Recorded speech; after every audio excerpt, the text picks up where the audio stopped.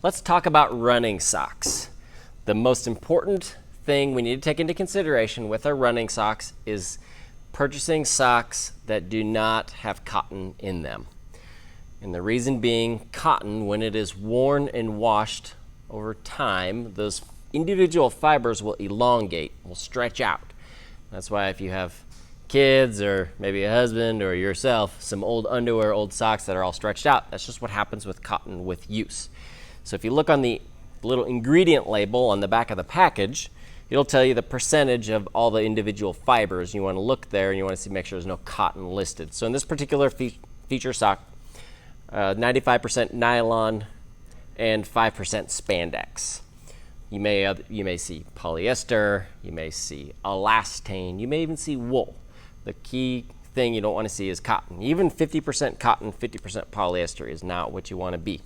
So never just look at the front and if it says running on it, don't trust that. Look at the fiber, the ingredient label basically. So beyond that, we want to make sure that it's a sock that fits your foot well. So if you have an extremely wide foot and you have a tight fitting shoe, let's stay away from a pretty thick, high volume sock. That's just going to make it a tighter fit for you. On the contrary, or the opposite, if you have a very narrow foot and you actually have some trouble sliding in your shoes, maybe that more cushioned sock is going to be a really great option for you to improve the fit and feel of that shoe. We also can look at the arch band. If you have a very high arch or pain in your arch, oftentimes you like a sock with a sewn-in band around the middle. It's almost like a hug. It's very supportive. You can kind of think of it like a knee sleeve on people with the knee pain. It's a very comforting, supportive part of the sock.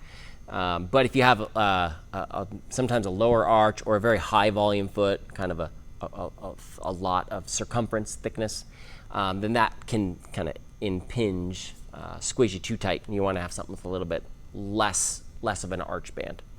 So those are kind of some of the main things we want to think of from the fit standpoint. Of course, running socks come in a no-show like this, a quarter, crew, and so on. But we should also talk about a couple special types. If you run in the winter and or go through a lot of water in your runs, you may want to consider having a sock with wool in it, or this particular one is actually made out of goat hair, which is mohair, which is very similar to wool. It's a natural fiber, but it's antimicrobial, and these type of fibers dry out even faster than traditional synthetic socks. And so you don't get as cold in the wintertime if your foot gets wet stepping in water and things like that. In the summertime, they actually do dry pretty fast. They can just be warm if you have a thick one. So in the summertime, a thinner wool sock can be great. And last, Injinji. This is a specific type of sock that has individual toes covering. So when you wear it, if you have any chance of having friction between the toes, blistering between the toes, it pretty much eliminates that. And so that can be a really good option for people with that problem. So that's socks. Go out and get you some.